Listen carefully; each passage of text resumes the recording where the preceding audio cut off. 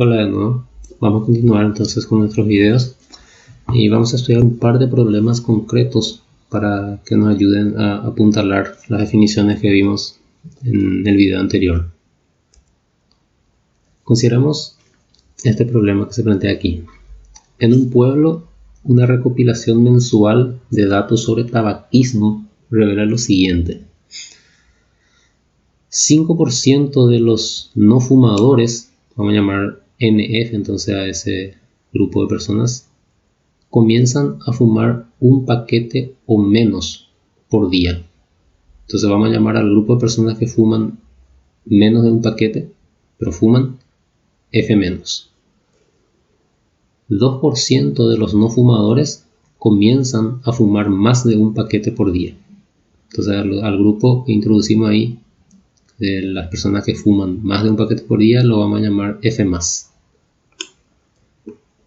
Bien, entonces ahí se nos da en esas dos primeras informaciones qué porcentaje de la gente que no fuma o que no fumaba en un determinado tiempo, en la siguiente unidad de tiempo pasan a fumar o menos de un paquete o más de un paquete.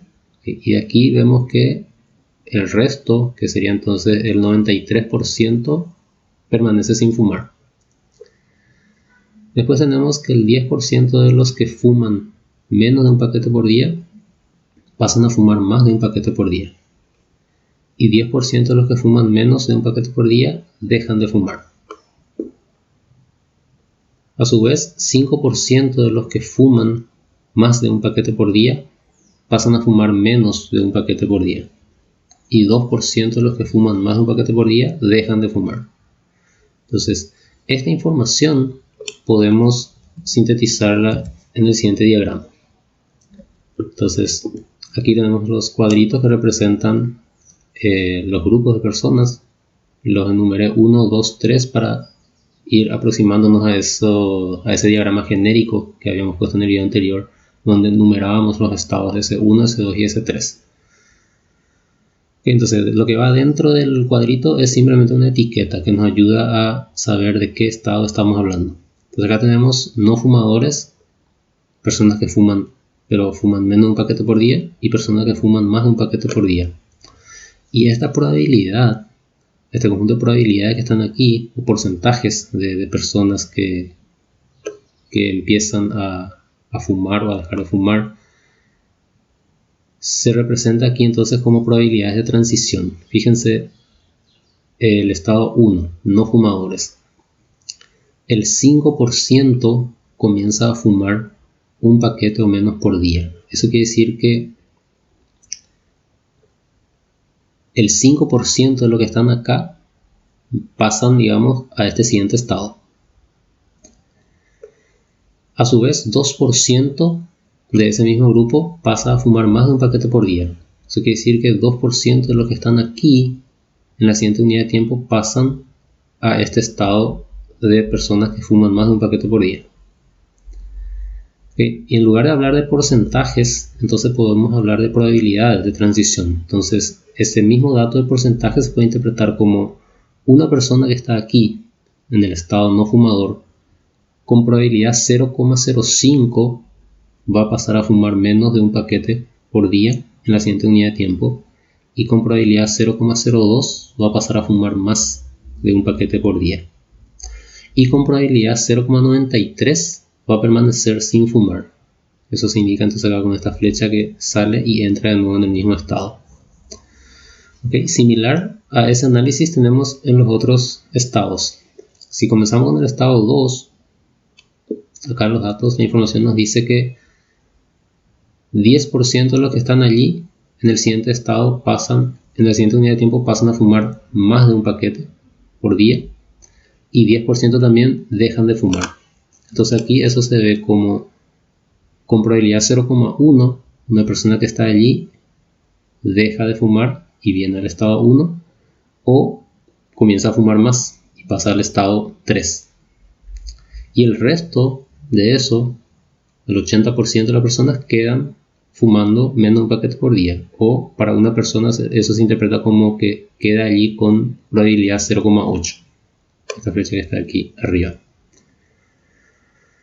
Ok, entonces así ustedes pueden completar el análisis de qué pasa con el estado 3, de acuerdo a esta información que está aquí. Entonces, esto hasta ahora entonces es simplemente una forma diferente de dar la misma información que está acá listada en forma de nuestro diagrama. Ahora, para poder analizar esto con la herramienta que nosotros tenemos, lo que queremos es expresar esto como un proceso de Markov que habíamos introducido como una ecuación matricial. Entonces lo primero que necesitamos es esa matriz M estocástica que habíamos introducido, que en el contexto se le va a llamar matriz de transición. Esa matriz es esta que está aquí. Vamos a explicar ahora cómo se obtiene. La forma de obtener esto es pensar así. Pensemos en las columnas numeradas 1, 2 y 3 como los estados de origen. Y las filas enumeradas también 1, 2 y 3 serían los estados finales. Entonces, por ejemplo, la entrada 1, 1 indica una transición del estado 1 al estado 1. Eso en el diagrama se lee aquí que es 0,93. Esta entrada que está aquí es la entrada 1, 2. Okay. Entonces, la entrada 1, 2 tiene su número de columnas 2. Entonces, ese 2 se interpreta como el estado de origen. Y el índice 1 se interpreta como el estado destino. Entonces, estamos buscando la transición del estado 2 al estado 1. Eso es acá, del estado 2 al estado 1, la transición es con probabilidad 0,1. Entonces, este número es el que aparece acá en esta entrada. Uno más acá. Esta es la entrada 1, 3. Entonces, en esa entrada tenemos que poner la probabilidad de transición del estado 3 al estado 1. Entonces, acá está el estado 3 y acá está la flecha que nos lleva al estado 1 con un peso de 0,02. Entonces, eso aparece aquí. Bien, y de esa forma se completa esta matriz. Hagamos uno último. Esta entrada aquí es la entrada 3, 1. Entonces corresponde a la transición del estado 1 al estado 3. Es ir de acá a acá. Entonces este es el peso que corresponde allí. Bien, de esa forma entonces se monta esa matriz. Y fíjense que debido a que cómo completamos el diagrama, completamos de una forma natural, digamos, dado los datos que tenemos que nos dicen la probabilidad de que un individuo que está en un estado pase a alguno de los otros estados, y completamos entonces nosotros que de forma complementaria la probabilidad de que el individuo permanezca en su estado, o en términos de porcentajes.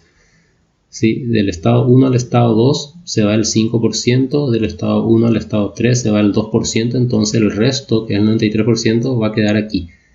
Al haber hecho eso, nosotros aseguramos que al sumar cada columna, esto dé 1, que era nuestra condición para matriz estocástica. Bien.